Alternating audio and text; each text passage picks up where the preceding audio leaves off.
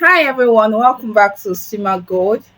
And today I have this beautiful topic I want us all to talk about, and it has to do with things you're supposed to know before heading to the fashion school. And I feel this is a very sensitive topic, given that there is this pandemic per se about people saying I went to fashion school and this is not what I expected. They were below the standards I was expecting, and sometimes we tend to blame these people, but we also on the other hand didn't do the due diligence we're supposed to do. So if this looks like what you want to hear and the topic you want to discuss, um wait along and enjoy this topic. So now the first thing to do while looking for that fashion school you want to go to is to first of all pray. Yeah, I'm a Christian, so I would likely tell you to pray first that God directs you, because there are a lot of good fashion school and you might just be there and might not be impacted. So that is one aspect that you should not take for granted. So the second aspect we are going to be looking at is the cost. Now in cost, I would divide it into three to four aspects. I would say the first cost should be the school fees you're supposed to pay for the fashion school.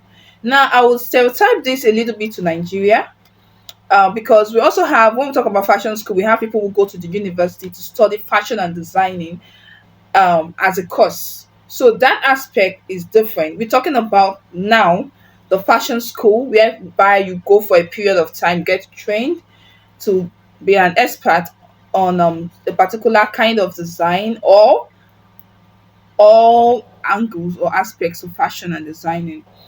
So the cost first of all implies on your school fees. Please, it is good to note that most likely you are likely to spend more than your school fees in the fashion school. Reason being that you have pattern papers you must get almost at weekly basis. You have fabrics you must get. Scissors you must get. Scissors are going to get blunt. A lot of things. When you go in depth, you're going to see that, oh, this is even more expensive than the actual cost I paid to get into the fashion school. So I would love you to have that in mind. And please, that should not scare you.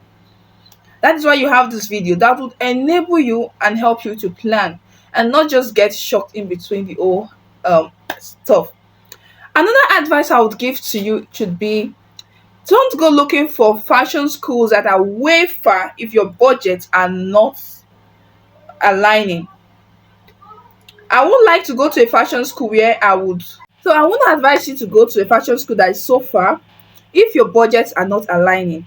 Reason being that um in that your location where you think there are no good fashion schools, you will definitely find one good one. We know the market of the fashion business right now is more of who can make the loudest noise. In quotes anyways, it's not noise. When you're good, and therefore you push out your work and it's being recognized, and definitely you get more students that would love to know what you know. So we are not going to be undermining that fact, but you that is a learner that has a budget, you should consider your cost of transportation. I'm going to be using my location example. I stay at in Abuja. Now you will not leave Lube to go as far as I don't know now, to go as far as Kubwa, and expect that you won't spend much on your transport. Mind you that you need to save transport to be able to get fabrics, to be able to get these items that we are discussing that you need. So that's why I'm breaking the cost into three places. I saw a joke that someone said, no be to go fashion school, you get money for practicals. And I could actually relate. Oftentimes you see students who come and they actually are not prepared. You won't blame them, but I feel you should do your due diligence. Now you have people on the street too who might not be so who might not be so enlightened or put together or financially stable to get a fashion school, but they are good, trust me. So another thing you should check out for is who is referring you to this fashion school. Is it that you saw them online, or they are students who left and felt their boss did a good job on them, and you feel like you can see the output or the input of this boss on the student and you choose to go there, or the client who has been so impressed enough to tell you that you should go to learn from this person. So that is where the roadside comes in. So you should be able to know what and what you should be working with and your budget. Look for, at the end of the day, that's why I said pray first of all, and then look for the one that suits your budget. So another thing we're going to be looking at is the accommodation. Accommodation matters. If after all your research and you feel you still want to go to that long distance one, I would advise you as a fashion student that you don't need so much stress almost traveling to go to your fashion school every day. You're going to be so stressed out. Fashion and tailoring, the aspect of it all needs your energy. So you need um to be conscious about this. You have to get, if there are some fashion schools that provides accommodation, and that is beautiful, while there are some that they do not, and that is also beautiful. So you, that is the student, first of all you calculate your cost of transportation. This is me trying to break down everything for you. You calculate your cost of transportation, and if you feel it's going to cost you more, why not just get a small accommodation close by that will first of all save you the energy to make you go to school on time. You could close at late a little bit if you have so much project that you've not done, and things like that. So that is the first aspect I want us to look at. Then another one is agreement and payment. Oftentimes we see people come and say after learning for 1 year, 2 years, some 6 months, their boss came with a list of bride price payment. I would love to call it that.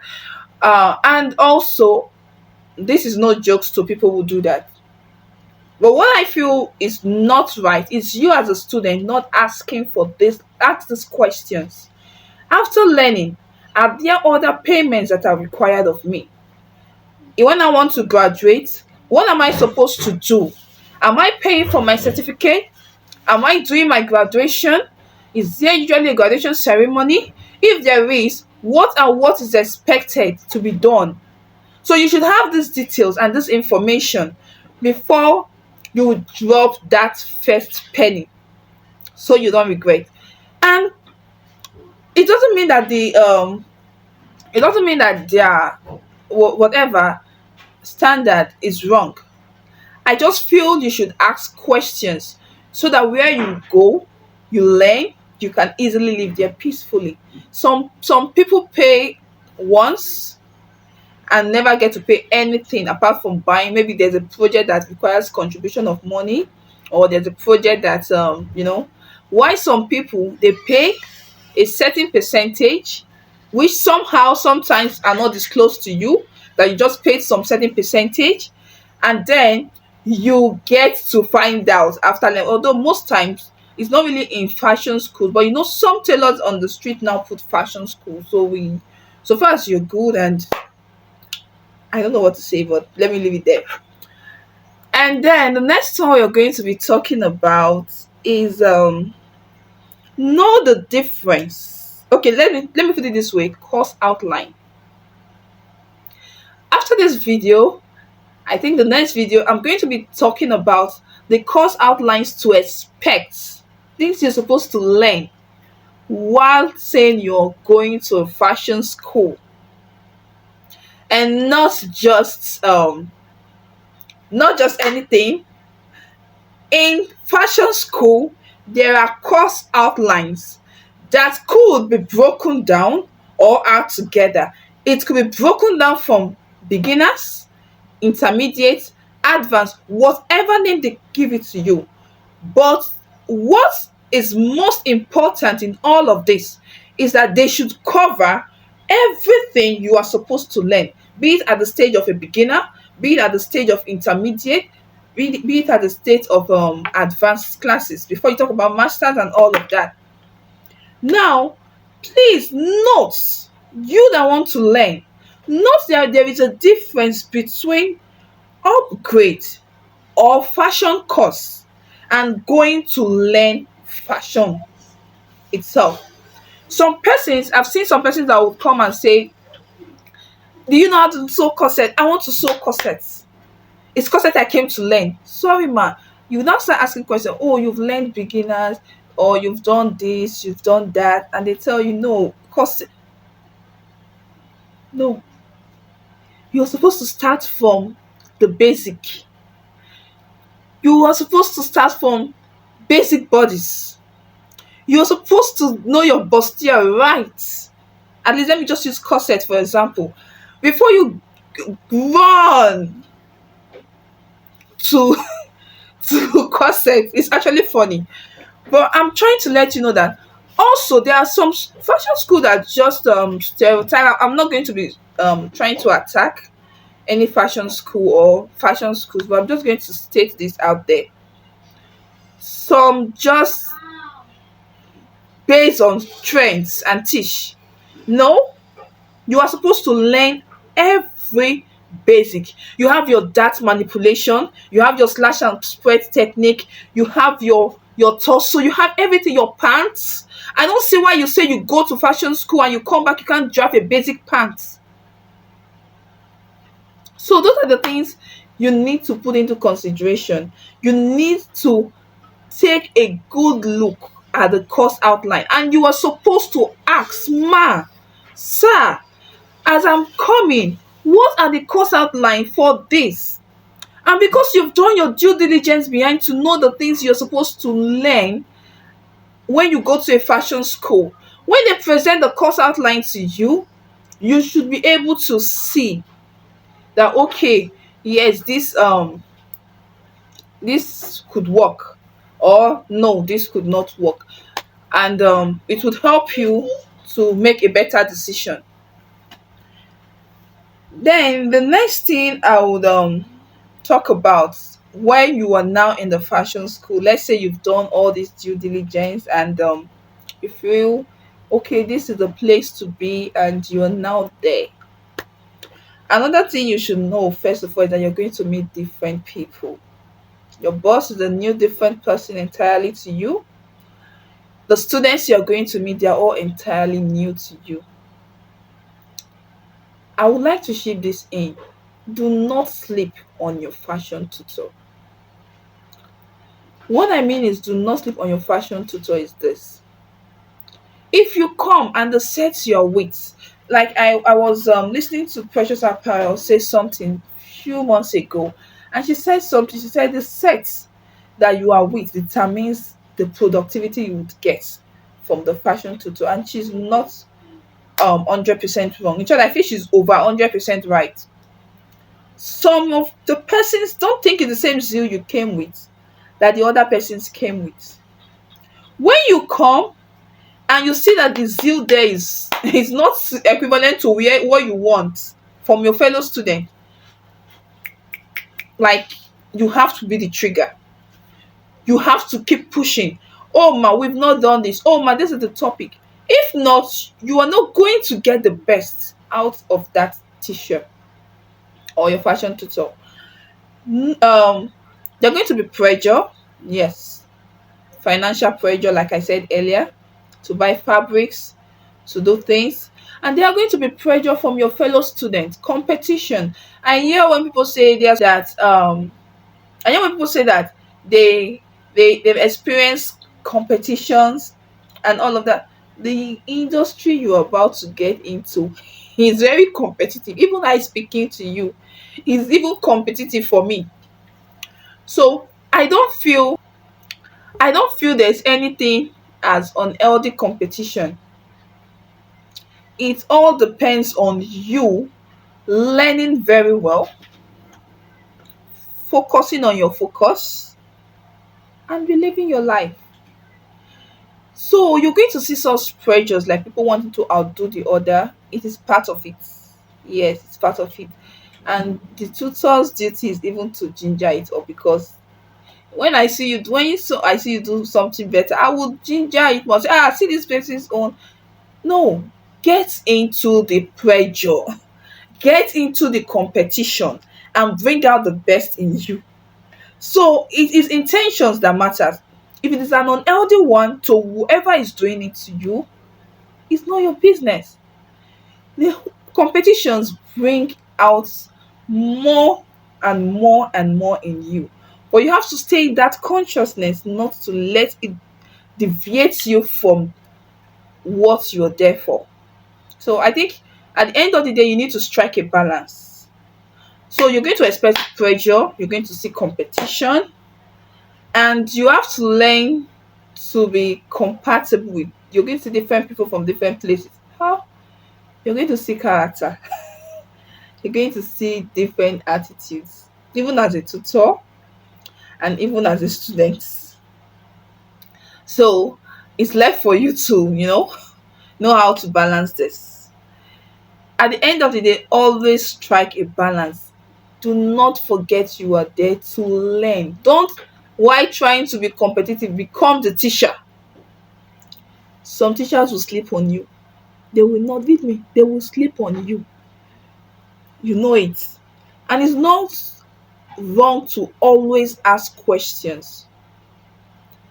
When I also say don't sleep on your student, on your teacher, it involves doing your assignments. Assignments are not compulsory, but they are very necessary and essential, especially in the sewing business. Just by watching someone do something could make you feel that you've known it. But when you start practicing it, you're going to see that you didn't get some aspects, and that is where your questions would come out from. You don't question things you don't practice. You're just going to ask questions based on surface. So your assignment is very, very important. Now, another thing is, try as much as possible to learn work ethics. Train yourself, because you have to be punctual. So when you are not punctual to as a student, I wonder how you're going to meet up targets. Now, when you're given an assignment and say this assignment should be submitted next week, do yourself the good to submit it next week. Now, the reason is this: most times, this disappointment we see, that we hear that tailors and everything happen and all of that, which I feel most designers are guilty of, just that we grow over time, are all as a result of not learning this while you were learning. So if you learn from a boss that is always disappointing their clients, or a boss that gives you a project and I don't know, but just try as much as possible that if they say this is to be submitted today, do it and submit it that day. It helps you more than it helps your tutor.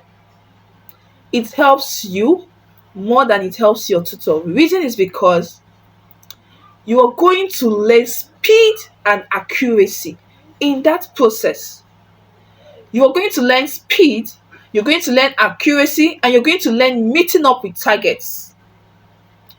And another thing is, I'm going to talk about, it's not going to be easy, but eyes on the goal. Sometimes you might not feel like standing up. You're going to be so tired. You're going to make a dress, you're going to bead, you're going to make pants, you're going to learn different variations of pants, you're going to learn different things all at the same time, practicing things that you are not that you are new to, things that you were never used to. So this is going to help you to become a good fashion designer when you keep your eyes on the goal. It's not going to be easy, but you have to. I need you to prepare yourself. It's beyond I made a kimono top. It's beyond I made a trouser and singlets. It's beyond so many things.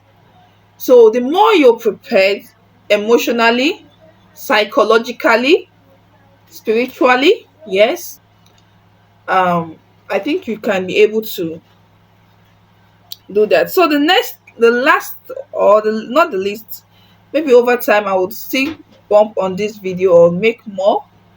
But I feel these are the key essential ones for now. Is internship. After learning, most likely you are only practicing with your fabrics. Now, after learning, it is essential for you to do internship. Maybe not at the place you learned. There is this saying that says there are several roads that leads to the market. I would like, I would love to liken it to this aspects of this discussion of internship. There are several methods of cutting and everything. You're not going to dump your boss's own or where you learned from. Your internship will just help to expose you to other designers, other tailors' method of cutting and sewing, and also expose you to the business aspect of fashion. I think I'll be making a video on how to costs and the cost outline. So after these jobs, I'm likely to, you know, make that video. Internship does so many beautiful things for you. So do not actually look at payment most times. In short, that is you prying into the privacy of that fashion business. If you look at it from that way, it's going to help you. It's going to help you know how to meet up with target. Internship could be 3 months, could be 4 months. I don't expect you to do intern for 1 year. I don't know. Maybe from internship you could get employed or any of those things. But internship is very important in fashion and designing. It can, after your graduation, after everything, just have it at the back of your mind that you will have to go for intern. And if you feel there's no need, you could grow on the business too. It's actually a nice one too. And aside that, I would love to talk about the common one of late coming, timing. There are some situations where you see students come to school by 1, and you're wondering, are you serious? Are you serious? Like, you coming by 1, you coming by 10, when the person that wants to teach you how to cut is more energized in the morning to cut. You're going to see things. See, let me tell you, if you can even come there by 7 in the morning, come. Come, because you're going to see some things. It's way beyond just the class and your practicals. You could see the person making 1 or 2 outfits. If you are allowed to go to the work space. If not, you can stick to the classroom that you are restricted to. But in some situations whereby the boss or your fashion tutor is lenient enough to allow you access to their workshop, please do. And I'll be ending this video here. Remember, pray, costs, and every other thing we've discussed. And I wish you the best experience as a fashion student in any fashion school you decide to attend. And this is Sima Gold. Expect more and more beautiful topics on fashion from me. Thank you. Until next time. Bye.